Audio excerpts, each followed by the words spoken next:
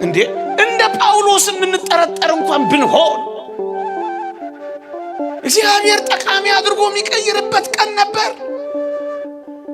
ለጥቅም አድርጎ የሚቀይርባቸው እንደ በርናባስ ያሉ ሰዎች እግዚአብሔር ነበሩት። ወገኖቼ አያችሁ፣ አሳዳጁን ተሳዳጅ፣ ወጋሪውን ተወጋሪ፣ ገዳዩን ሟች አድርጎ ሊቀይር የሚችል ጠማማውን የሚያቀና ሻካራውን የሚያለሰልስ እግዚአብሔር በእጆቹ ሲሰራ እንደ ጳውሎስ አንጸባራቂ ሰው እግዚአብሔር ያወጣ ነበር። ወገኖቼ እሰይ አዳም በደለ አለ። ሰው እንኳን በደለ እንኳን እሰይ አዳም በደለ አለና አዳም ባይበድል ኖሮ የእግዚአብሔርን ፍቅር እንዴት ቀምሰው ነበር? የእግዚአብሔርን ፍቅር እንዴት አውቀው ነበር አይልም? ወገኖቼ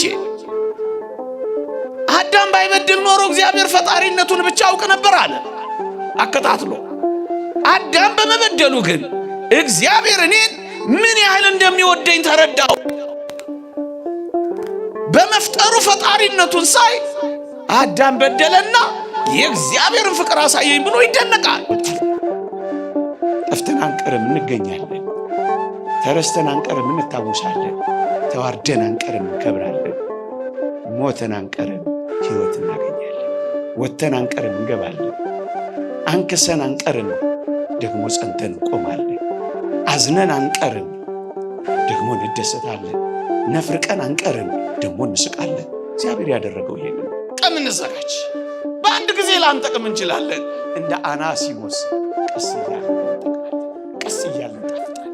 በአንድ ጊዜማ ካልክ ትዕቢት ነው። ለምን ትዕቢተኛ ትሆናለህ?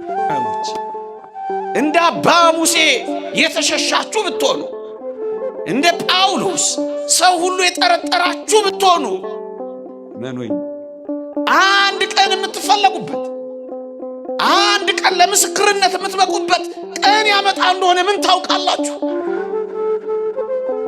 እንደ ጀመረ ይጨርሰኝ፣ እኔ የማልነሳ ቅስሜ የተሰበረ ነው እንድንል ድል የማይሰጠን እግዚአብሔር እንዲህ ያሉትን የማይጠቅሙ ሰዎች ጠቃሚ አድርጎ ሲቀይር ማን ነው የማይጠቅም? የማያውቁ የነበሩትን ሰዎች አዋቂ ያደረጋቸው እግዚአብሔር። ኮልታፎቹን ሐዋርያት ተናጋሪዎች ያደረጋቸው እግዚአብሔር። ንግግር አዋቂዎቹን ሶፊስቶችን አፍ አዘጓቸው። እነዚህ ንግግር የማያውቁ ሰዎች ግን እንደ ይሁዳ መሰቃየትን አትፈልግ። ሰይጣን በጣም ክፉ። ይሁዳ ክርስቶስን አሳልፎ ከሰጠ በኋላ ታስታውሳላችሁ፣ በጣም ያሳዝን። ተጸጸተ፣ ደግሞ አለው ተጸጸተ። ይሄን ጸጸት ሲያይ ግን ዲያብሎስ ሌላ ወጥመድ ፈጠረ። ምን ፈጠረ? ከተጸጸተ ምን ሊያደርግ ነው? ወደ ክርስቶስ ሄዶ ይቅር በለኝ ሊል ነው። ስለዚህ ዲያብሎስ ምን አደረገ? ይሄን ጸጸቱን ተጠቅሞ ይሁዳን ወደ መስቀሉ ሳይሆን ወደ መሰቀያ ቦታ መራው። ለምን? ወደ ክርስቶስ ከሄደ ዲያብሎስ አንድ ነገር ያውቃል። ክርስቶስ ይሁዳን እንኳን ሊምረው የሚችል ፍቅር መሆኑን ያውቃል።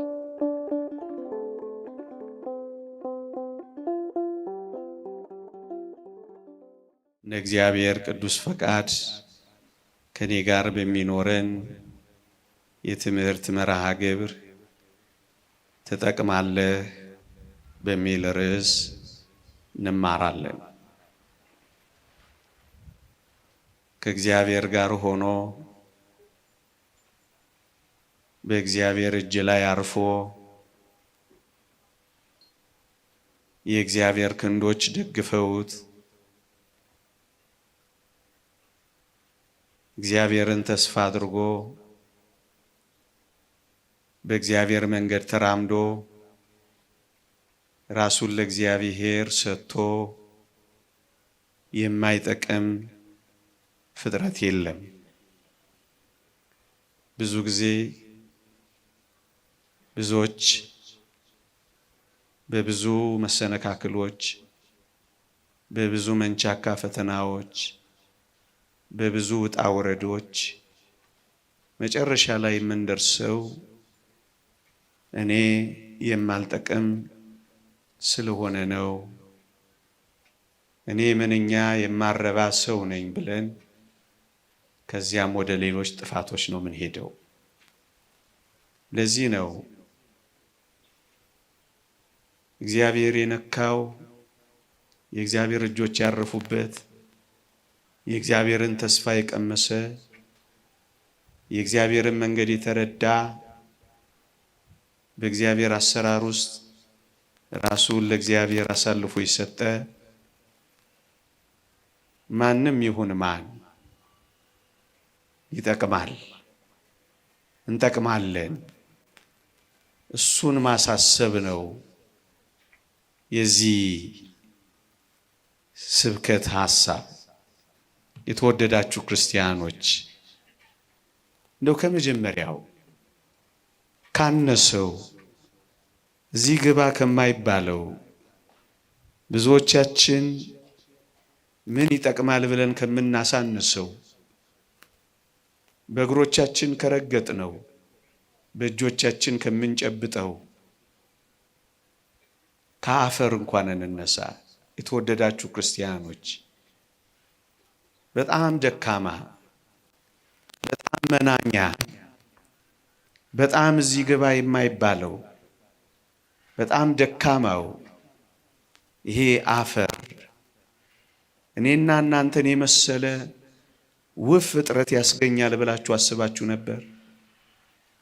የተወደዳችሁ ክርስቲያኖች እግዚአብሔር እጆች ውስጥ ያረፈው አፈር ምንኛ ውብ ሆኖ እንደተፈጸመ ተመልከቱት። የማይጠቅም የማይረባ የነበረው ይሄ አፈር ውብ የሆነ ፍጥረት ነበር የሆነው። ይሄ ምንን የሚያሳየን ይመስላችኋል? የቱንም ያክል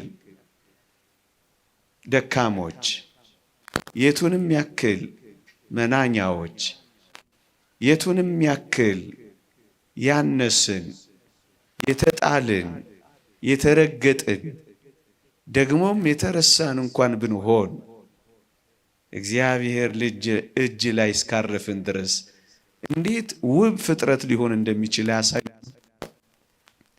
የተወደዳችሁ ክርስቲያኖች ለዚህ ነው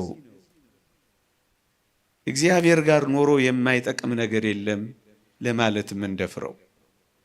እስኪ አስቡት፣ ከዚህ አፈር ነው ብርቱ አጥንት የተገኘው ወገኖቼ። ይሄ ምንድን ነው የሚያሳየን? በየትኛውም ድካም ውስጥ እንኳን ብንሆን፣ በየትኛውም መቆም የማንችልበት ልፍስፍስነት ውስጥ እንኳን ብንሆን፣ በየትኛውም አቅመቢስነት ውስጥ እንኳን ብንኖር እግዚአብሔር ደካማ ከሆነው አፈር ብርቱ የሆነ አጥንት ማስገኘት የሚችል አምላክ ነው። እስኪ አስቡት፣ እውነት አጥንት የተገኘው አሁን ከአፈር ነው ቢሏችሁ ታምኑ ነበር? እንደሱ ነው የሆነው ወገኖቼ። ዛሬ መቆም ያቃተን፣ ዛሬ መበርታት ያቃተን፣ ዛሬ በድካም የምንጠራ፣ ዛሬ ልፍስፍሶችና አቅመቢሶች የሆን እንኳን ብንሆን በእግዚአብሔር እጆች ላይ ከተሰራ፣ እግዚአብሔር እንዲሰራን ከፈቀድን፣ እግዚአብሔርን የሕይወታችን ቀዳሚ ካደረግን፣ እግዚአብሔር ሰሪያችን ከሆነ እኛም ጭቃ ነን አንተም ሰሪያችን ነህ እንዳለ ነቢዩ እግዚአብሔር እንዲሰራን ከፈቀድን እመኖኝ የቱን የሚያክል እንደ አፈር ደካማ እንሆን እግዚአብሔር ከአፈር ደካማ ውስጥ ከሚበተነው ነገር ውስጥ ከሚረገጠውና ከሚልፈሰፈሰው ነገር ውስጥ እግዚአብሔር ብርቱ ነገር ያወጣል። ለዚህ ነው እግዚአብሔርን ጋር ሆኖ የማይጠቅም የለም ያለው ወገኖቼ። እንዴ በምድራችን ላይ በጣም የተናቁ ነገሮች፣ እንደውም ይቅርታ አድርጉልኝ ለስድብ እንኳን ስንነጋገር አፈር አይደለም የምንባባለው? ለስድብና ለማላገጫ እንኳን ይሆን ነው። በእንደዚህ አይነት አጠራር እንኳን ልንጠራ ምንችል እንኳን ብንሆን እግዚአብሔር በዚህ በማያምር ነገር ውስጥ ውብ ነገር እንደሚሰራ እናውቃለን። በሚበተነው ነገር ውስጥ የሚሰበሰብ ነገር እግዚአብሔር ይሰራል። በማይቆመው ነገር ውስጥ እግዚአብሔር የሚቆም ነገር ይፈጥራል። ወገኖቼ እኔና እናንተ ውስጥ ያለው እግዚአብሔር የሰራው ሊቃውንት እንደሚናገሩት ከ6 ፋብሪካ በላይ ነው። እኔና እናንተ ውስጥ እግዚአብሔር ስራ ይሰራው። ዓለም ቢኮርጀው የማያልቅበት ጥልቀትና ምጥቀት ያለው ህይወት ነው እኛ ሰውነት ውስጥ የተፈጠረው። እግዚአብሔር ምንም ከሆነው ነገር ውስጥ ይሄን ያህል ውስብስብ ነገር ከሰራ ታዲያ በእኔና በእናንተ ህይወት ውስጥ አፈር አይደለንም? ዛሬ የክርስቶስን ስጋና ደም ተዋህደናል እኮ ዛሬ። የተጣልን እኮ አይደለንም ዛሬ። የተነሳንና የነቃን እኮ ነን ዛሬ። ታዲያ እንደዛ በነበርንበት ህይወት ውስጥ ካለመኖርና ምንም ከነበርንበት ህይወት ውስጥ እንደዚህ ምን ጠቅም ካደረገን እዚህ ከደረስን በኋላ የማንጠቅም እንሆናለን ብላችሁ ታስባላችሁ? ወገኖቼ ለምን እንደዚህ ደካማ አንሆንም? ለምን እንደ አፈር የተናቅንና የተጠላን ለምን አንሆንም? ለምን አስታዋሽ የሚያጣን ሁሉ የሚረግጠን ሁሉ የሚበትነን ለምን አንሆንም? እግዚአብሔር እጆች ውስጥ ካረፍን እመኑኝ የማይጠቅም ፍጥረት የለም። እንደው ከትንሹ ነገር እኮ ልነሳ ብዬ ነው ወገኖቼ። ሌላ ከፍ ያለውን ነገር እስኪ ያስቡት። እግዚአብሔር ትሞታላችሁ ያለን ሞት እንኳን ሳይቀር እግዚአብሔር ለጥቅም ያደርገዋል ብላችሁ ታስባላችሁ? ደግሞ አለው ሞትን ትሞታለህ ብሎ የፈረደበት ያ ሞት ለሰው ልጆች ጥቅም ይሆናል ብላችሁ አስባችሁ ታውቁ ነበር? ወገኖቼ እግዚአብሔር ፍቅር፣ እግዚአብሔር መሐሪ፣ እግዚአብሔር ሰውን ወዳጅ ስለሆነ ትሞታላችሁ ያለንን ሞት እንኳን ሳይቀር ለጥቅማችን አድርጎ የቀየረው አምላክ ነው። አብዛኛው ሰው እንደሚያውቀው ሞትን መሪር ብሎ ነው የሚተረጉመው። ግን ይሄንን ሞት ነው እግዚአብሔር ለጥቅማችን እንኳን አድርጎ የቀየረው ወገኖቼ። እግዚአብሔር ተናግሮት እግዚአብሔር ብሎት የማይጠቅም እንደው ክፉ ነገር እንኳን ቢሆን እግዚአብሔር ሰውን አፍቃሪ እግዚአብሔርን ሰውን ወዳጅ ስለሆነ በጣም መራራ ነገሮችን እንኳን ሳይቀር ጣፋጭ አድርጎ ቀየረ ነው እናውቃለን። እሱም ሞትን እንኳን ሳይቀር። የተወደዳችሁ ክርስቲያኖች አንዲ የሸክላ ሰሪ ገሏ ቢሰነጠቅ ጊዜ ወይም ገላዋ ቢሸረፍባት አብኩታ አፍርሳ አብኩታ ለውሳ የምትሰራው ምርጥ ዕቃ አድርጋ ነው ወገኖቼ። ይሄንን በእኔና በእናንተ ላይ የተፈረደውን ሞት እንኳን ሳይቀር እኔና እናንተን ምርጥ ዕቃ አድርጎ ይሰራበት ዘንድ መንገድ ያደርገዋል ብላችሁ አስባችሁ ታውቁ ነበር? ለዚህ ነው የእግዚአብሔር ቃል በውርደት እንዘራለን፣ በክብር እንነሳለን። በመበስበስ እንዘራለን፣ ባለመበስበስ እንነሳለን። በድካም እንዘራለን፣ በኃይል እንነሳለን አለ። የክብር ዕቃ አድርጎ ይቀይረናል አለ።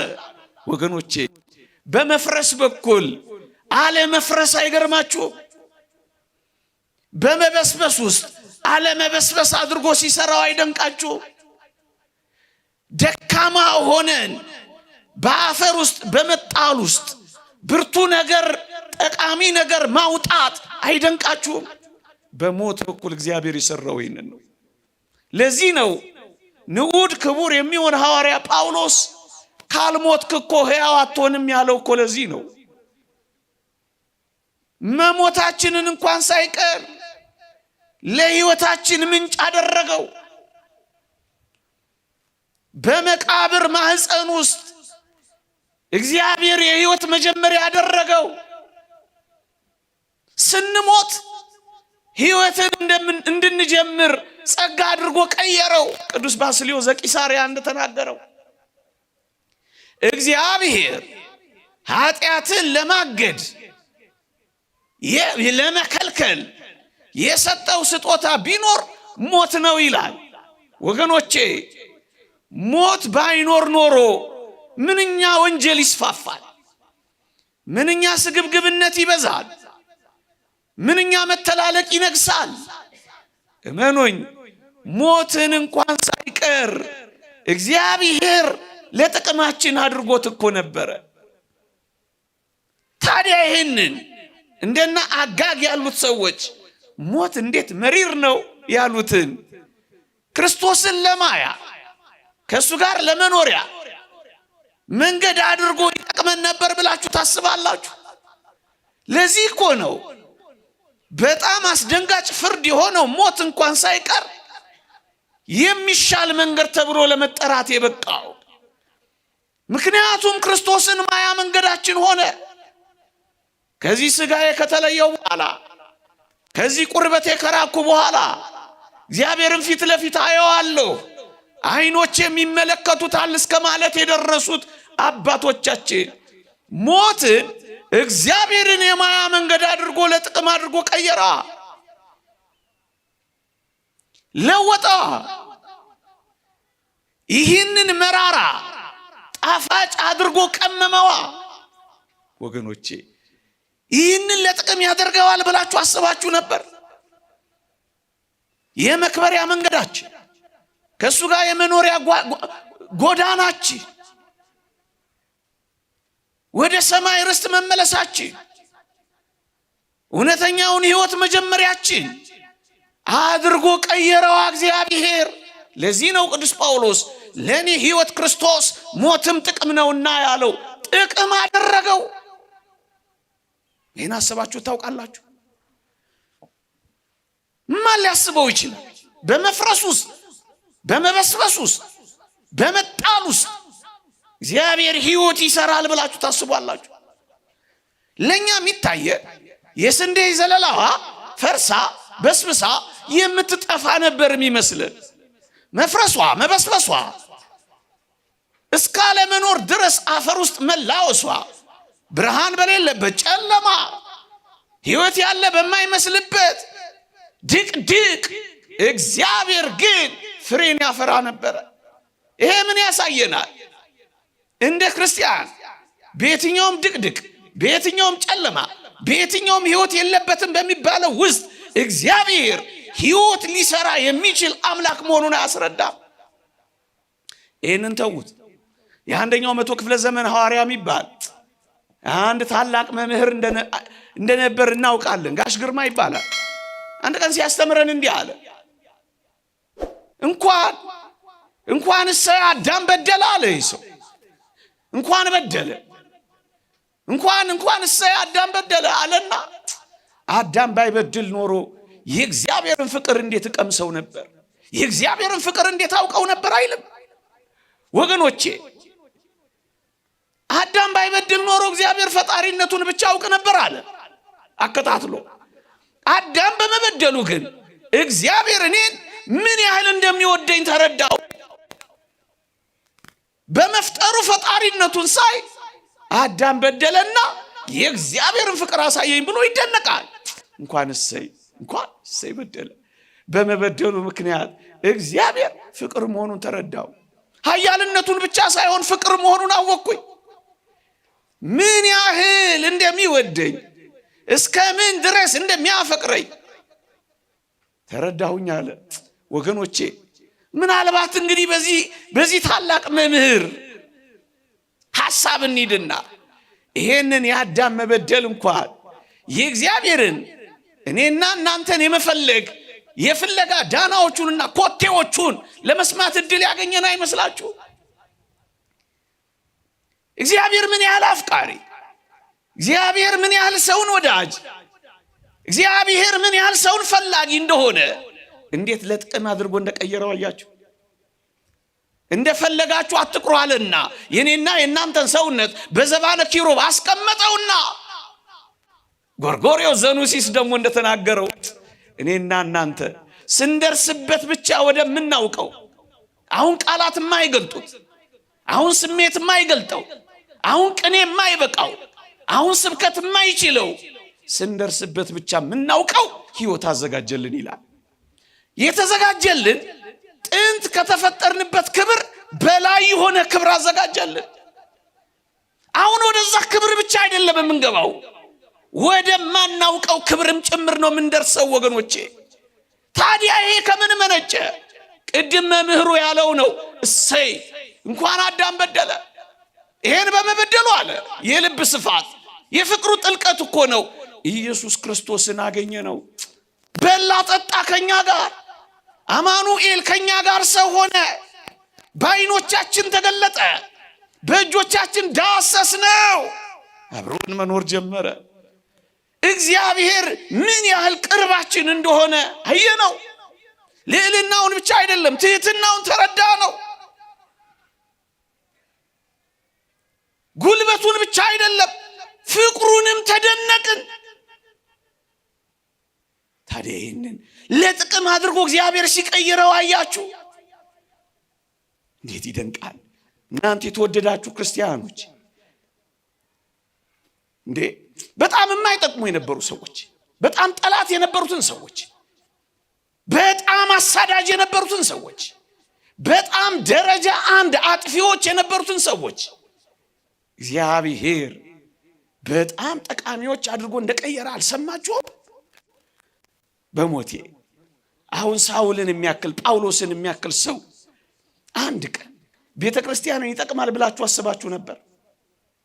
ከዋሉበት አላሳድር ካደሩበት አላስውል ያለ እንዲህ ያለ ምርጥ አሳዳጅ ምርጥ ተሳዳጅ ሆኖ ይጨርሳል ብላችሁ አስባችሁ ነበር? እንዴ ደብዳቤ አጽፎ ክርስቲያኖችን የሚያስወግር እንዲህ ያለው ሰው ወጋሪ ተወጋሪ ይሆናል ብላችሁ ጠርጥራችሁ ነበር? አዎ በየትኛውም ደረጃ እግዚአብሔር ጋር የደረሰ ሳይቀየር የቀረ ማን ነው ወገኖቼ?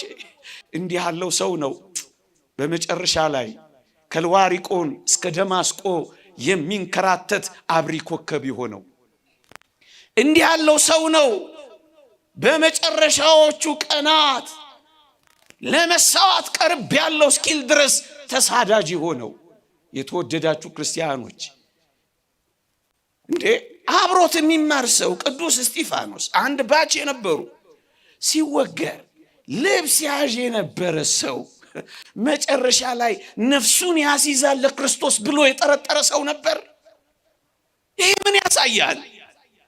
በየትኛውም ደረጃ ወንበዴዎች፣ አጥፊዎች፣ አሳዳጆች፣ ጠላቶች፣ ቀማኞች እንኳን ብንሆን እግዚአብሔር እኛን ጠቃሚ አድርጎ ይቀይረን የሚችልበት ጊዜ አለው፣ ቀን አለው፣ ዘመን አለው፣ መንገድ አለው። እግዚአብሔር እንዴ ትንሿን ሰናፍጭ እንዲያውም ሊቃውንት ከሰናፍጭ ጋር ያነጻጽሩታል። ሐዋርያ ጳውሎስ ሰናፍጭ እኮ እዚህ ግቢ ማትባል ቅንጣት ናት፣ በዓይን እንኳን ለመታየት የምትረቅ ናት። ሰናፍጭ ሲተክሏት ግን ትልቅ ዛፍ ትሆንና ብዙዎችን ታሳርፍና ለብዙዎች መጠለያ ትሆናለች። ጳውሎስ እንደሱ ነው ይላሉ። በእውነት በአቴና የነበረውን ያን ዲዮናስዮስን የሚያክል ፈላስፋ ያስጠለለ እኮ እንደ ሰናፍጭ ያለው ማንም የማይጠረጥረው እኮ ሰው ነው ጳውሎስ። ቤተ ክርስቲያን እሱን ለመቀበል ተጠራጥራ ነበር ይላል አንድ ሊቅ። እንዴ እንደ ጳውሎስ የምንጠረጠር እንኳን ብንሆን እግዚአብሔር ጠቃሚ አድርጎ የሚቀይርበት ቀን ነበር። ለጥቅም አድርጎ የሚቀይርባቸው እንደ በርናባስ ያሉ ሰዎች እግዚአብሔር ነበሩት። ወገኖቼ አያችሁ፣ አሳዳጁን ተሳዳጅ፣ ወጋሪውን ተወጋሪ፣ ገዳዩን ሟች አድርጎ ሊቀይር የሚችል ጠማማውን የሚያቀና ሻካራውን የሚያለሰልስ እግዚአብሔር በእጆቹ ሲሰራ እንደ ጳውሎስ አንጸባራቂ ሰው እግዚአብሔር ያወጣ ነበር። ወገኖቼ ዛሬ አንዳንዶች ባሉበት ማንነት አይጠቅሙም ብለን ማንናገረው እኮ ለዚህ ነው ወገኖቼ። ኋለኞች ፊተኞች የሚሆኑት እግዚአብሔር ጠቃሚ አድርጓቸው። ዋና ተናጋሪው በርናባስ ነበረ። ሐዋርያት ሥራ እስከ ምዕራፍ 13 አንብቡት። በርናባስና ሳኦል ሲል ታገኙታላችሁ። ሲጨርስ ግን የሐዋርያት ሥራ ከ13 በኋላ ግን ተመልከቱት፣ ሳውልና በርናባስ በሚል ተቀየረ። ሳውል የሚጠቅም ሰው ሆና እንቅልፍ እያጣ በረሃብ እየተወለገ በጾም እየተቃጠለ እንደ ጥራጊ ጉድፍ እየተጣለ እንደ አበደ ውሻ እየተወገረ ምን አይነት ታላቅ ቀዳሚ ሰው ሆነ መሰላችሁ? ይሄ የሆነው እግዚአብሔር ጠቃሚ አድርጎ መቀየር ስለሚችል ነው ወገኖቼ። ይሄው ጠቃሚ አድርጎ ቀየረው። ዛሬ በየትኛውም ደረጃ እንዴ አሁን እንደነ ሙሴ ጸሊም ያሉ ሰዎች ማን ጠቃሚ ይሆናሉ ብሎ አሰበ ወገኖቼ? እነዚህ ሰዎች አሁን ጠቃሚ ይሆናሉ ብሎ አሰበ። እንዴት ይደንቃል! ሰው ሁሉ የሚፈራቸው፣ ሰው ሁሉ የሚሸሻቸው፣ ስማቸውን ሲያይ የሚደነግጥባቸው ሰው ሁሉ ይፈልጋቸዋል ብላችሁ ታስባላችሁ? አባ ሙሴ አባ ሙሴ አባ ሙሴ እየተባለ ዝነኛ ይሆናል ብላችሁ አስባችሁ ታውቃላችሁ? እግዚአብሔር ያደረገው ይሄ ነው። ይኸውላችሁ እስካሁን ዝነኞች ናቸው። ይኸውላችሁ እስካሁን ጠቃሚዎች ናቸው። ሞተው ይጠቅማሉ። ዘመን አይሽራቸው። እግዚአብሔር ጠቃሚ ሲያደርግ አሻግሮ ነው። የትኛው ወንበዴ ነው ታዲያ ዛሬ በእግዚአብሔር ተስፋ የሚቆርጠው? የማልጠቅም ሰው ነኝ እንደጀመረ ይጨርሰኝ ብሎ ራሱን ሱስ ውስጥ የሚከተው የትኛው ሰው ነው ታዲያ እኔ ልመለስ ማልችል ምርጥ ወንበዴ ነኝ የሚለው? የተወደዳችሁ ክርስቲያኖች እንደ አባ ሙሴ የተሸሻችሁ ብትሆኑ፣ እንደ ጳውሎስ ሰው ሁሉ የጠረጠራችሁ ብትሆኑ መኖኝ አንድ ቀን የምትፈለጉበት፣ አንድ ቀን ለምስክርነት የምትበቁበት ቀን ያመጣ እንደሆነ ምን ታውቃላችሁ? እንደ ጀመረ ይጨርሰኝ እኔ የማልነሳ ቅስሜ የተሰበረ ነው እንድንል ድል የማይሰጠን እግዚአብሔር እንዲህ ያሉትን የማይጠቅሙ ሰዎች ጠቃሚ አድርጎ ሲቀይር ነው። ማን ነው የማይጠቅም? የማያውቁ የነበሩትን ሰዎች አዋቂ ያደረጋቸው እግዚአብሔር። ኮልታፎቹን ሐዋርያት ተናጋሪዎች ያደረጋቸው እግዚአብሔር። ንግግር አዋቂዎቹን ሶፊስቶችን አፍ አዘጓቸው። እነዚህ ንግግር የማያውቁ ሰዎች ግማሾቹ ቀራጮች ናቸው፣ ግማሾቹ አሳ አጥማጆች ናቸው። አሁን እነዚህ ሰዎች ዓለምን ይቀይራሉ ብላችሁ ታስባላችሁ? አደረገው። እግዚአብሔር በአንዳንዶች ዕውቀት ላይ ተጨምሮ ዕውቀት የሚሆን እንዳይመስላችሁ። እግዚአብሔር በባዶ ነገር ውስጥ የሚሞላ፣ እግዚአብሔር ባላዋቂዎች ውስጥ ዕውቀት የሚገልጥ፣ እግዚአብሔር በመናኛዎች ውስጥ የሚያበረክት፣ እግዚአብሔር የሉም በሚባሉ ሰዎች ውስጥ የሚያኖር አምላካችን እንደሆነ አውቀነዋል። እንጠቅማለን። እሱን ነው የሚያሳየን ወገኖቼ። እንዴ መስቀሉንስ እስኪ ያስቡት። ከ300 ዘመን በኋላ የክርስቶስ መስቀል ሳይፈርስ ሳይበሰብስ ሳይጠፋ ከ300 ዘመን በኋላ ይጠቅማል ብላችሁ ታስቡ ነበር ወገኖቼ? እግዚአብሔር ዘመን አስቀረው። የእግዚአብሔርን ሥራ ዘመን አስረጀው። እግዚአብሔር አሰራሩን ዘመን አሸንፈው። ለምን 300 ዘመን አይሆንም እንዴ? እግዚአብሔር ካረፈበት፣ እግዚአብሔር ከነካው ማን ፈራሽ፣ ማን ወዳቂ ነው? ማን ተጣይ ነው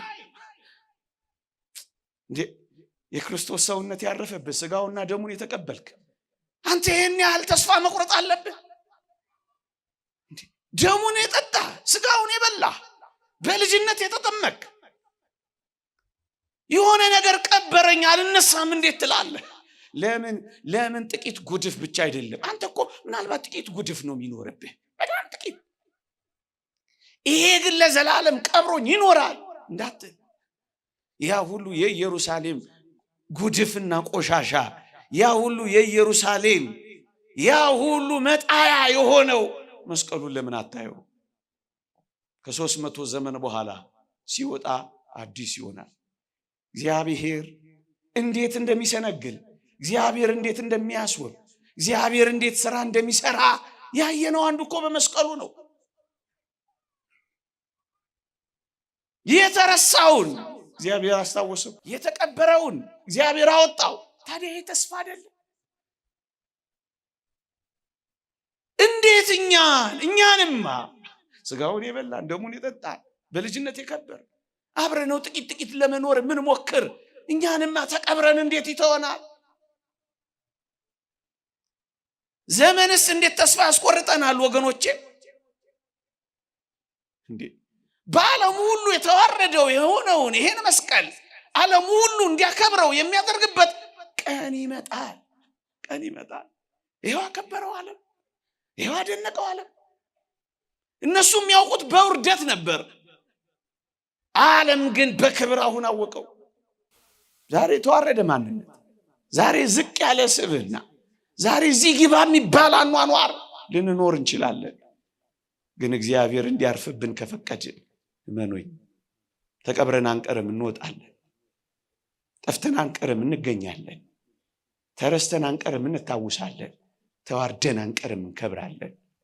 ሞተን አንቀርም፣ ሕይወት እናገኛለን። ወጥተን አንቀርም፣ እንገባለን። አንክሰን አንቀርም፣ ደግሞ ጸንተን እንቆማለን። አዝነን አንቀርም፣ ደግሞ እንደሰታለን። ነፍርቀን አንቀርም፣ ደግሞ እንስቃለን። እግዚአብሔር ያደረገው ይሄንን ነው። ዘመን ረዘመ እንኳን ብንል ለ300 ዘመናት አሁን ከዚህ በላይ ሊረዝም ይችል ይሆን ወገኖቼ?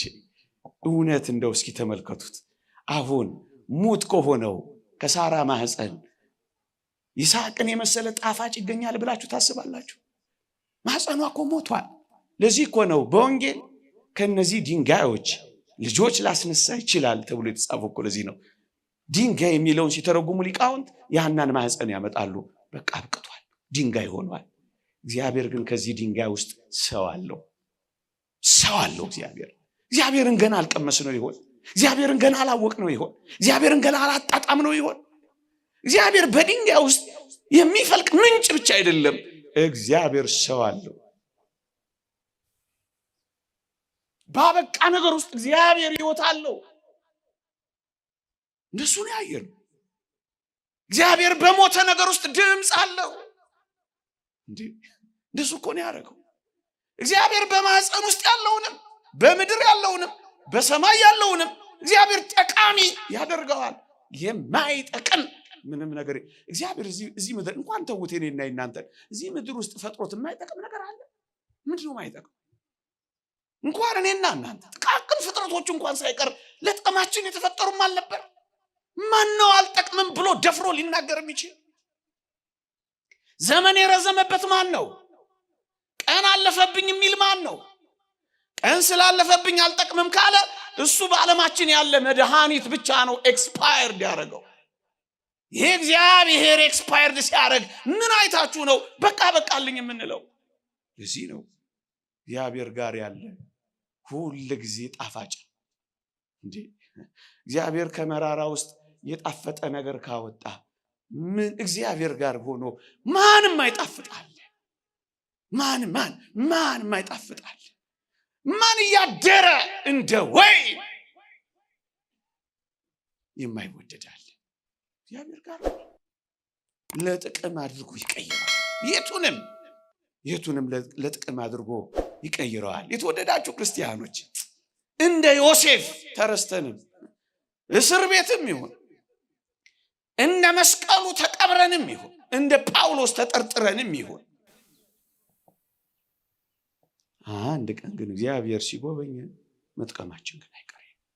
የትም ይሁን የት መጥቀማችን ግን አይቀሬ ነው።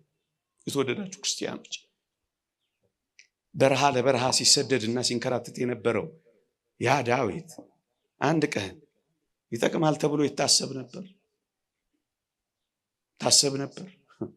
አቤሴሎምም ሳኦልን ያሳደደው በምድረ በዳ የተንከራተተው አንድ ቀን ወደ ዙፋኑ ይመለሳል ብሎ የሚያስብ ነበር።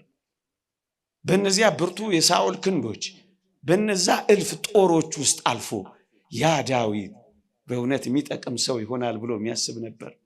ማንም ወገኖቼ እንኳን ዳዊትን እናመላለሱን ተውት። እነዛ ዳዊት የተሸሸገባቸው ምድረ በዳዎች ጠቃሚ ይሆኑ ነበር ብሎ የሚያስብ አለ። ብዙዎቹን የዳዊትን መዝሙራት ተመልከቷቸው። ዳዊት የዘመራቸው በቤተ መንግስት ውስጥ አልነበረም። ዳዊት የዘመረው በምድረ በዳዎች ነበር። በኤዶምያስ ምድረ በዳ የዳዊት መዝሙር ሲል ታገኙታላችሁ። በይሁዳ ምድረ በዳ የዳዊት መዝሙር ሲል ታገኙታላችሁ። በቤተ መንግስት ከዘመረው በላይ እግዚአብሔርን በፍለጋ በምድረ በዳ የዘመረው ይበልጣል። ወገኖቼ ይህ ዓለም በዚህ ዘመን እንደ ምድረ በዳ የሆነብን ብዙዎች አለን። የሚጠጣ ያጣ እንደ ምድረ በዳ የሆነብን አለን። የሚበላ ያጣ እንደ ምድረ በዳ የሆነብን አለን። ማረፊያ ያጣን እንደ ምድረ በዳ የሆነብን አለን። መሰማሪያ ያጣን እንደ ምድረ በዳ የሚሆንብን ያጣን አለን። በእውነት መሸሸጊያ ዋሻ፣ መጠለያ፣ ፍርክታ፣ ማረፊያ ያጣች ነፍስ ትኖራለች። ግን መኖይ እነዛ ምድረ በዳዎች እንደ ዳዊት ላለ እግዚአብሔርን ለምትፈልግ ነፍስ እንደ ቅድስተ ቅዱሳን የማመስገኛ የቅኔ ማህሌት መሆን ትችላለች። የቅኔ ማህሌት አደረጋት። መነኮሳትም መናንያንም ባህታውያንም እንደዚህ ነው ያደረጉት። ተራራውን ሲያዩ ዝም ብለው ተራራውን አይደለም የሚመለከቱት ወገኖቼ፣ አይደለም። በእነዚያ ተራራዎች ውስጥ የእግዚአብሔርን የማሳረፊያ ረጅም እጆች ነው የሚያዩት፣ ተራራውን አይደለም። ምድረ በዳውን ሲያዩ እግዚአብሔርን ነው የሚያዩት። ወዳጄ መከራን ስታዩ እግዚአብሔርን ይው፣ መንገላታትን ስታዩ እግዚአብሔርን ይው። በእነዛ ሁሉ ጠላቶች ተከቦ ዳዊት በዝማሬን የቀጠለው አሁን እነዛን ምድረ በዳዎች የመዝሙር ቦታዎች አድርጎ ለጥቅም መቀየር ይችላል። አዎ ይችላል። መከራ ማመስገኛው መሆን ይችላል። ማዘንበልህ ቀና ማያ መሆን ይችላል። የበዛብህ የአጋንንት ውጊያና ጦር መዋጋህ፣ መጠንከሪያህ፣ መበርቻ መሆን ይችላል። ለጥቅም አድርገህ ማዋል ትችላለህ። እንደ ዳዊት በእውነት እንዴት ይደንቃል! እኔ በጣም ይደንቀኝ ምናልባት ከመጥቀም አርፍዳችሁ የሆናችሁ እዚህ ውስጥ ልትኖሩ ትችላላችሁ። ያለፉትን ዘመናት ሳልጠቅምን የቆየሁት ራሴን አልጠቀምኩ፣ ቤተሰቤን አልጠቀምኩ፣ ቤተክርስቲያኔን አልጠቀምኩ፣ ሀገሬን አልጠቀምኩ፣ ወገኔን አልጠቀምኩ። አሁን ከእንግዲህ በኋላ እኔ እጠቅማለሁ። የብዙ ሰዎች ሐሳብና ጥያቄ ይሆናል። እመነኝ ትጠቅማለህ። ቅዱስ ጳውሎስ አናሲሞስ ስለሚባል ሰው የጻፈው ለፊሊሞና እንዴት አስደናቂ ቃል መሰለ! እስካሁን ስላልጠቀመህ ከእንግዲህ በኋላ ግን ስለሚጠቅመን ብሎ የጻፈልህ እንዴት ያስደንቃል! እስካሁን ሳትጠቅሚ ልትኖሪ ትችላለሽ።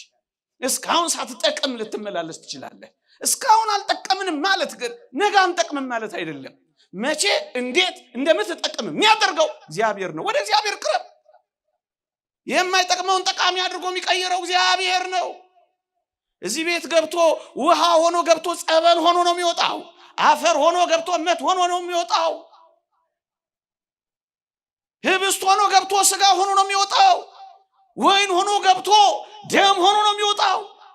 እግዚአብሔር ሲነካው የማይቀየር ነገር የለም። ይዋቸው በሙሉ ምናልባት እኔና አንተ ለመቀየር አልቀረብን ካልሆነ በቀር እግዚአብሔርን ቀምሶ ይቀየራል። እግዚአብሔር እጆች አርፈውበት ይቀየራል። ጠቃሚ ይሆናል። ሊነገር የማይችል ጠቃሚ ይሆናል። እስካሁን አልጠቀም ነው ማለት ነገ አንጠቅምም ማለት አይደለም። በወህኒ ቤት ምንኖር፣ እጅግ መራራ በሆኑ ሱሶች ውስጥ ምንኖር፣ እጅግ ደስ በማያሰኙ ልምምዶች ውስጥ ያለን፣ አሁን ከዚህ ውስጥ እኔ ወጥቼ ጠቃሚ መሆን እችላለሁ። ትችላለህ። ይሄው ትችላለህ። እግዚአብሔር ይችላል። እሱን ነው የምናምነው። ለአንተ የሚያቅት ነገር የለም ተብሎ አልተጻፈም። አንተ ታቅተዋለህ። አፈር ካላቃተው እንዴ፣ ሰማይ ካላቃተው፣ ሞት ካላቃተው፣ ኃጢአት ካላቃተው፣ በሽታ ካላቃተው፣ ሲኦል ካላቃተው አንተ ምን ሆነ ነው እኔ ለእግዚአብሔር አቅተዋለሁ የምትለው? እንዴ እግዚአብሔር የሲኦል መክፈቻ ቁልፎች ካለው ያንተን ልብ ለመክፈት እግዚአብሔር ያቅተዋል። በተዘጋ ግድግዳ የገባ አንተ ትንሽ ባዘነበልከው ሰው ልብ ውስጥ ክርስቶስ አይገባም። ትውት ስለሆነ ስለሚለማመጥህ እንጂ ሰብሮህ ሊገባ ይችል ነበር። እሱ ፍቅር ነው፣ በማስገደድ አይደለም፣ በጉልበት አይደለም፣ በፍቅር ነው። እና ማንም አይጠቅማል። እስካሁን አልጠቀምን ይሆናል። እመኑኝ ነገ ግን እንጠቅማል። ይልቅ ለመጥቀም እንዘጋጅ። በአንድ ጊዜ ላንጠቅም እንችላለን። እንደ አናሲሞስ ቀስ እያልን ግን እንጠቅማለን። ቀስ እያልን እንጣፍጣለን። በአንድ ጊዜማ ካልክ ትዕቢት ነው። ለምን ትዕቢተኛ ትሆናለህ? በአንድ ጊዜ የበቃይተሃል። በአንድ ጊዜ መጠቃይተሃል። በአንድ ጊዜ ጸደቃይተሃል። የለም ቀስ በቀስ። ቅዱስ ማርቆስን ተመልከቱት። በስብከት ወንጌል አገልግሎት ቅዱስ ጳውሎስ ከቅዱስ ጴጥሮስ ጋር በሐሳብ እስኪለያዩ ድረስ እናቴ ናፈቀችኝ ብሎ ጥሏቸው ሄዶ ነበር። አንድ ሊቅ ሲናገር ቅዱስ ጳውሎስ ቅዱስ ማርቆስን ያነሳው ይላል በሮሜ መልእክት መጨረሻው ላይ ማርቆስም ደግሞ የተወደደ ወንድማችን ማርቆስ ሰላምታ ያቀርብላችኋል ይላል። ማርቆስን ከ17 ዓመት በኋላ ነው ጳውሎስ ስሙን ያነሳው ይላል። ከ17 ዓመት በኋላ ልጠቅም ትችላለህ። ከ27 ዓመት በኋላ ልጠቅም ትችላለህ። ከ37 ዓመት በኋላ ልጠቅም ትችላለህ። ከ107 ዓመት በኋላ ልጠቅም ትችላለህ። አንተ ቀን ምን አስቆጠረህ? ቀስ በቀስ ብቻ ደግ። ቀስ በቀስ ቀስ በቀስ ቀስ በቀስ ዛሬ ትንሽ ጥቀም፣ ነገ ትንሽ እየጠቀምክ ትሄዳለህ። የተወደዳችሁ ክርስቲያኖች ወገኖቼ በእግዚአብሔር ዘንድ ለምን በባከነ ሰዓት አይሆንም? እንጠቅማለን። ለምን ባለቀ ሰዓት አይሆንም? እጅግ ጠቃሚዎች እንሆናለን ወገኖቼ፣ እጅግ ጠቃሚዎች እንሆናለን። በባከነ ሰዓትም ቢሆን ማን ምሳሌ ያለን ካላችሁ እንደ ቅድስት እሌኒ ያለ በባከነ ሰዓት የጠቀመ ሰው ያለ ይመስላችኋል? ይቺን ቅድስት እናት ታውቋታላችሁ። ሕይወቷ የሚጀምረው በመገፋት ነው። ጨዋ ናት፣ ስንዱ ናት፣ ታማኝ ናት ለቤተሰቦቿ። ግን ያውም በቤተሰቡ ራስ በባሏ የተከዳች ናት። በባሏ ስራሽ ያውጣሽ ተብላ የተወረወረች ናት። በባሏ አትጠቅሚም ተብላ ባህር ውስጥ ምን አለ ምድር ላይ እንኳን ቢያረጋት ትንሽ የመኖር ዕድል ቢሰጣት ባህር ውስጥ የተዘፈቀች ናት። ይህችን ሴት ከባህር ወጥታ ቆስጠንጢኖስን የመሰለ ልጅ ወልዳ መስቀሉን አውጥታ ትጨርሳለች፣ ትጠቅማለች ብሎ ያሰበ ሰው አለ? ይቺ ሴት በ80 ዓመቷ ነው ያረፈችው። መስቀሉን ያገኘችው በ79 ዓመቷ ነው። አበቃ። በባከነም ሰዓት ልትጠቅም ከቻልክ አሁን ታግሰ ኑር። እንዲህ ካልሆነ እወጣለሁ፣ ማን ይጎዳል? እንዲህ ካልሆነ ማን ያቆማለሁ? አንተ ትቆማለህ። እግዚአብሔርና የእግዚአብሔር ሥራ ይቀጥላል። ብናምነው ታመናል፣ ባናምነውም የታመነ ሆኖ ይቀጥላል። በ79 ዓመቷ በጣም የምትጠቅም ሴት ሆና በቃች። ወዳጄ የባከነ ሰዓት በሕይወታችን የለም። ለምን 3 ሰዓት አይሆንም? እንደ መስቀል ላይ ለምን 3 ሰዓት? ለምን 1 ደቂቃ አትሆንም? እግዚአብሔርን ብዙ ሰዎች የታረቁት በብዙ ጸሎት መሰለ። እኔን በደለኛውንና ኃጢአተኛውን ማረኝ እያሉ ሰማይን ቀና ብለው ላለማየት ምድርን አቀርቅረው የተመለከቱት በአንዲት አረፍተ ነገር ታርቀዋል። አበቃ። ቀኑ ከረፈደ የሚመጡትንም በመጀመሪያ የሚመጡትንም እግዚአብሔር የሚቀበል አምላክ ባለቀ ሰዓት። የተወደዳችሁ ክርስቲያኖች ይህቺ ሴት የቀድሞ የመገፋት ሕይወቷ አላበለሻትም። ቤተሰብ የገፋልን ልንኖር እንችላለን። ያመነው የካደን ልንኖር እንችላለን።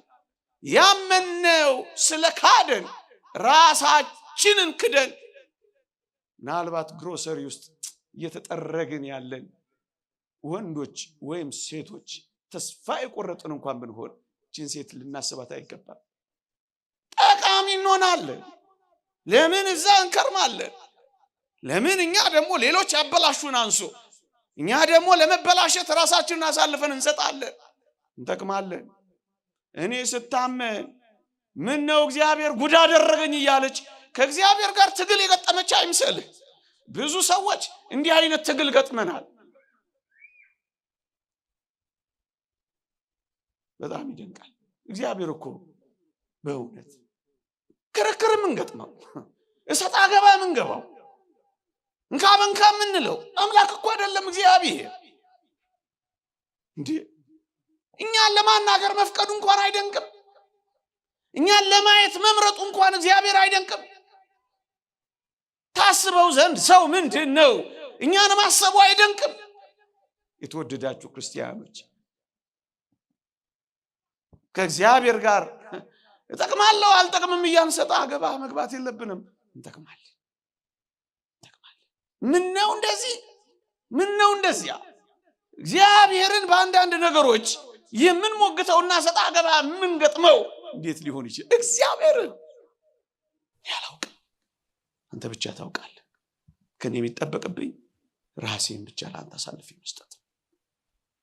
እቺ ሴት ባጣችው ነገር እየተቆጨች በትላንትናዋ እየተናደደች የነገ ህልሟን ያጨለመች እንዳይመስላችሁ። ትላንት አለፈ፣ በቃ ሄደ። ነገዋን አላበላሸችም። ህይወት ቀጠለ። ህይወት ይቀጥላል። ህይወት ይቀጥላል። ህይወቷን የቀጠለችው እንደውም በጣም የሚደንቀው ስትገፋ ወደ መስቀሉ ሄዳ መመርኮዝን የመረጠችው። ይልቅ ወደ መስቀሉ ናናረፍ። እንደ ይሁዳ መሰቃየህን አትፈልግ። ሰይጣን በጣም ክፉ ነው። ይሁዳ ክርስቶስን አሳልፎ ከሰጠ በኋላ ታስታውሳላችሁ፣ በጣም ያሳዝናል። ተጸጸተ፣ ደግሞ አለው ተጸጸተ። ይሄን ጸጸት ሲያይ ግን ዲያብሎስ ሌላ ወጥመድ ፈጠረ። ምን ፈጠረ? ከተጸጸተ ምን ሊያረግ ነው? ወደ ክርስቶስ ሄዶ ይቅር በለኝ ሊል ነው። ስለዚህ ዲያብሎስ ምን አደረገ? ይሄን ጸጸቱን ተጠቅሞ ይሁዳን ወደ መስቀሉ ሳይሆን ወደ መሰቀያ ቦታ መራው። ለምን? ወደ ክርስቶስ ከሄደ ዲያብሎስ አንድ ነገር ያውቃል። ክርስቶስ ይሁዳን እንኳን ሊምረው የሚችል ፍቅር መሆኑን ያውቃል። ሊድንበት ነው። እንዳይድንበት ምን አደረገው? ወደ መስቀሉ ከመሄድ ይልቅ ወደሚሰቀልበት እንጨት መራው። ይሁዳ በዚህ ተደመደመ። በእርግጠኝነት ቅዱስ ዮሐንስ አፈወርቅ እንደተናገረው ክርስቶስ ይሁዳን እንኳን ሳይቀር እጆቹን ዘርግቶ ይቀበለው ነበር ይላል። አንተ ይሁዳን የሚቀበል አምላክ እንኳን እያለ አንተ ከዚህ አምላክ በብዙ ርቀት ትሮጣለህ፣ በብዙ ርቀት ተሸሸዋለህ፣ በብዙ ርቀት አይቀበለኝም፣ እንድጠቀም አያደርገኝም ብለህ ከሱ ደግሞ ጀርባህን ሰጥተህ ትኮበልላለህ። በቃ አስጨከነው። ወደ መስቀሉ ሳይሆን ወደ መሰቀያው ወሰደው። አበቃ። ተከመረበት፣ አድብቶ ያዘው። ሰይጣን እንደዚህ ነው የሚያረቀው ወገኖች። እና በባከነም ሰዓት እንደዚህች ሴትዮ እንደዚህች ቅድስት እናት ለተጠቀም ከቻልክ ምን ታውቃለህ? ዝም ብለን እንመላለስ፣ ዝም ብለን እጆቻችንን ዘርጋ፣ ዝም ብለን እንለምነው፣ ዝም ብለን እንማጸነው፣ ዝም ብለን በፊቱ እንቆይ። በመጨረሻው ሰዓት አስደናቂ ሰዎች እንሆን ዘንድ ለምን እግዚአብሔር እንጠረጥረዋለን? የተወደዳችሁ ክርስቲያኖች ልድገመው እስኪ። እንደ ዮሴፍ ተረስተ፣ እንደ መስቀሉ ተቀብረ፣ እንደ ጳውሎስ ተጠርጥረ፣ እንደ እሌኒም ተወርውረ፣ እንደ ዳዊትም ተሰደ ይሆናል። ግን በእርግጠኝነት ትጠቅማለህ። አንድ ቀን ትጠቅማለህ። የኔም ያንተም የሁላችንም ጊዜ ሲመጣ ሁላችንም እንጠቅማለን። ብቻ ግን እግዚአብሔር እጆች ውስጥ እንረፍ። አውግስጢኖስ እንደተናገረው ነፍሳችን ካንተ በቀር በሌላ በማንም አታርፍም እንዳለው የነፍሳችን ማረፊያ እሱን እናድርገው። ግን እንጠቅማለን፣ ይቀይረናል። አንቀይርም ያላችሁ አትጠራጠሩ። እግዚአብሔር ሳይቀይር ያስወጣው የለም። አንድ ነገር ግን ነግሬያችሁ ነው ማበቃው። ምናልባት በዚህ ምድር ላይ ማንጠቅም ሰዎች እንኳን ሆነን ብናጠናቀቅ እመኑኝ የምንጠቅምበት ቀንና የምንጠቅምበት ቦታ ግን አለን። ለዚህ ምርጥ ምሳሌ የሚሆነኝ አልዓዛር ነው። አልዓዛርን እግዚአብሔር ያሳያችሁ፣ ልዑል ያመልክታችሁ። ጠቃሚ ይሆናል ብላችሁ አስባችሁ ታውቁ ነበር? እኔ በጣም ነው የሚደንቀኝ፣ ሁሌ ሳነሳው የሚመስጠኝ። ድሃ ነው። በድህነት ላይ በቁስል የተመታ ነው። በቁስል መመታት ላይ አስታማሚ ያጣ ነው። አስታማሚ በማጣት ላይ ውሾች ቁስሉን እየላሱት እስኪንከባከቡት የደረሰ ነው። ውሾችን የሚያባብርበት አቅም እስኪያጣው ድረስ እንኳንም በውሾች ደስ የሚሰኝ ነው። ቢለምን የሚሰጠው የለም። ባለጸጋውን ብቻ ነው የሚያየው።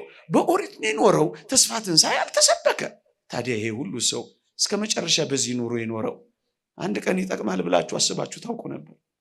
አዎ፣ አልዓዛር የሚጠቅምበት ጊዜና አድራሻ ነበረው። እሱም በሰማይ ነው። ደግሞ አለው። የተወደዳችሁ ክርስቲያኖች፣ ክርስቲያን የሆነው በዚህ ዓለም ደልቶን፣ በዚህ ዓለም ተመችቶን፣ በዚህ ዓለም ፈንጥዘን፣ በዚህ ዓለም ተዝናንተን ለመኖር አይደለም። እንዳታስቡት። ከሆነ ሰየው፣ ግን አይደለም።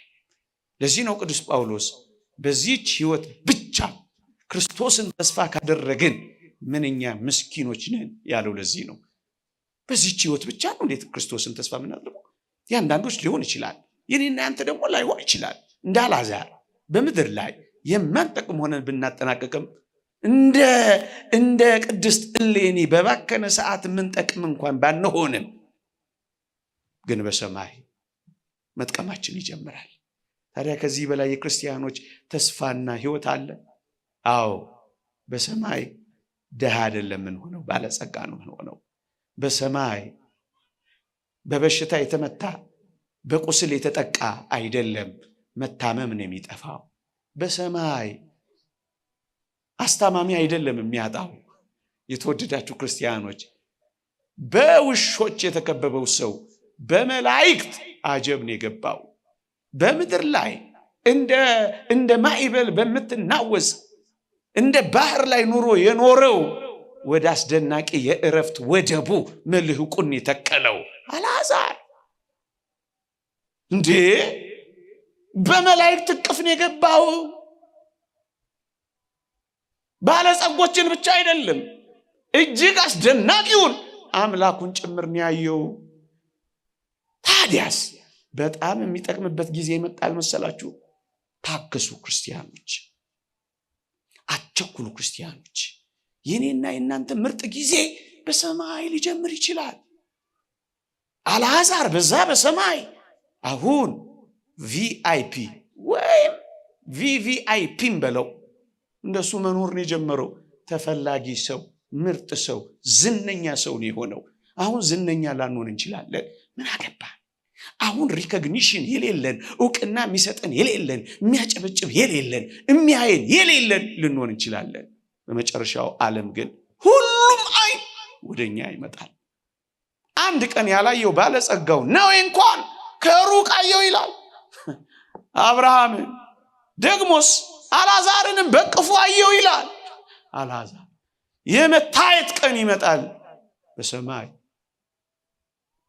የዝነኝነት ቀን ይመጣል በሰማይ። ታዲያ አልዓዛር ጊዜ አልጀመረም ብላችሁ ታስባላችሁ? አልዓዛር በጣም ጠቃሚ መሆኑን የምትረዱት አልዓዛርን ስደድልኝ ማለት ተጀመረ። ተፈላጊ ትሆናል። በባትሪ የምትፈልግ ትሆናል።